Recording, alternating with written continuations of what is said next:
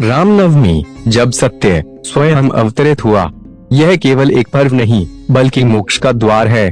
जब जब धर्म की हानि होती है और अधर्म बढ़ता है, तब स्वयं श्री हरि अवतरित होते हैं। रामनवमी केवल एक जन्म नहीं, यह चेतना का प्राकट्य है। एक ऐसा अवतार जो प्रेम, त्याग और मर्यादा की परिभाषा बन गया।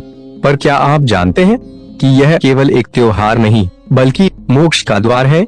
रामनवमी केवल जन्मोत्सव नहीं बल्कि दिव्य संकेत है। वाल्मीकि रामायण के बालकांड में वर्णित है, अयोध्या के राजा दशरथ संतानहीन थे। उन्होंने ऋषशृंग मुनि से पुत्रेष्ठ यज्ञ करवाया और तभी देवताओं की प्रार्थना पर भगवान विष्णु ने कहा कि मैं पृथ्वी पर रघुकुल में अवतरित होऊंगा। स्कंद पुराण भी कहता है कि जब ब्रह्मांड में असंतुलन बढ़ा और रावण का आतंक चरम पर पहुंचा, तब देवताओं ने ब्रह्मा जी से प्रार्थना की और ब्रह्मा ने भगवान विष्णु से निवेदन किया और भगवान का अवतार हुआ। आपको पता होना चाहिए कि यह अवतार धर्म की पुनः स्थापना के लिए था। आइए अब बताते हैं कि श्री राम का जन्म कब, किस मुहूर्त में हुआ। पुराणों और शास्त्रों के अनुसार श्री राम का जन्म चैत्र शुक्ल नवमी पुनर्वसु नक्षत्र, कर्क लग्न और मेष राशि में सूर्य के स्थित होने पर हुआ था। आपकी जानकारी के लिए बता दें कि निर्णय सिंधु ग्रंथ में वर्णित मिलता है कि चैत्रे नवम्या शुक्ल पक्षे दिवा पुणे पुनर्वसौ उदय गुरु गौराश्च स्वोचस्थे ग्रह पंचके। यह संयोग अत्यंत दुर्लभ और पावन था। इसी दिन हम रामनवमी के रूप में उस दिव्य अवतरण को मनाते हैं। अयोध्या का गौरव। अयोध्या एक दिव्य नगरी जिसके वर्णन में स्कंद पुराण कहता है कि अष्टचक्र नव द्वारा देवान अपूर्योध्या, अर्थात अयोध्या केवल एक नगर नहीं बल्कि वह देवताओं का निवास स्थान है, जहां धर्म, तप और साक्षात श्री हरि का वास है। विषय को बढ़ाने से कोई फायदा नहीं, इसलिए मुख्य विषय की तरफ आगे बढ़ते हैं और जानते हैं कि श्री राम मर्यादा पुरुषोत्तम क्यों कहे जाते हैं।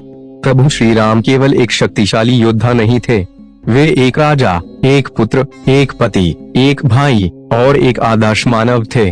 वाल्मीकि रामायण में उन्हें धर्मात्मा कहा गया।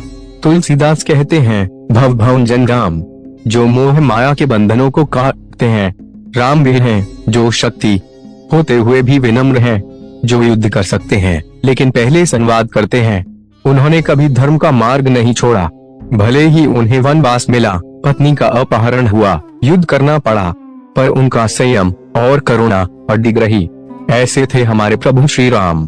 पद्म पुराण में कहा गया है कि रामनवमी का दिन केवल उत्सव नहीं बल्कि एक विशेष योग है। रामनवमी के दिन जो भी श्रद्धा से राम का नाम जपता है, वह जन्मों के पापों से मुक्त हो जाता है। ब्रह्मांड पुराण के अनुसार इस दिन किया गया दान पुण्य सहस्त्र गुना फलदायक होता है। गरुड़ पुराण कहता है कि रामनवमी को उपवास रखने और श्री राम कथा सुनने से जीवन के समस्त कष्ट समाप्त हो जाते हैं और व्यक्ति वैकुंठ धाम को प्राप्त करता है। रामनवमी की पूजा विधि आप किसी भी विद्वान पंडित से करवा सकते हैं। प्रातः काल स्नान कर स्वच्छ वस्त्र धारण करें, श्री राम की मूर्ति या चित्र का पूजन करें, ओम श्री रामायणम में इस मंत्र का जाप करें, रामायण या रामचरितमानस का पाठ करें, भोग लगाएं, आरती करें और आशीर्वाद प्राप्त करें। यदि संभव हो तो किसी योग्य पंडित से ही पूजन कराएं। आज की दृष्टि से राम केवल अतीत नहीं है।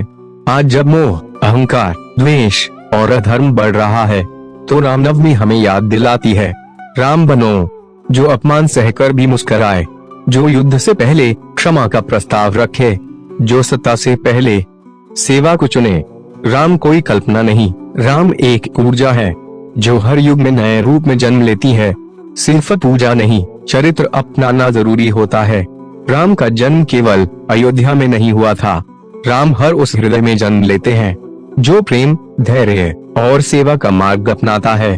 सिर्फ भजन गाने या कथा सुनने से नहीं, बल्कि जब हम श्री राम के आदर्शों को जीवन में उतारते हैं, तभी असली भक्ति शुरू होती है। द वर्ल्ड सार से विशेष संदेश। इस रामनवमी पर केवल पूजा मत करना, राम को अपने विचारों में, कर्मों में और रिश्तों में उतारो, क्योंकि राम वहीं जन्म लेते हैं जहां प्रेम और शांति का स्थान होता है। जय श्री राम। द वर्ल्ड सार सत्य की खोज में इस रामनवमी को एक नया दृष्टिकोण दें। श्री राम को केवल मनाएं नहीं, उन्हें अपने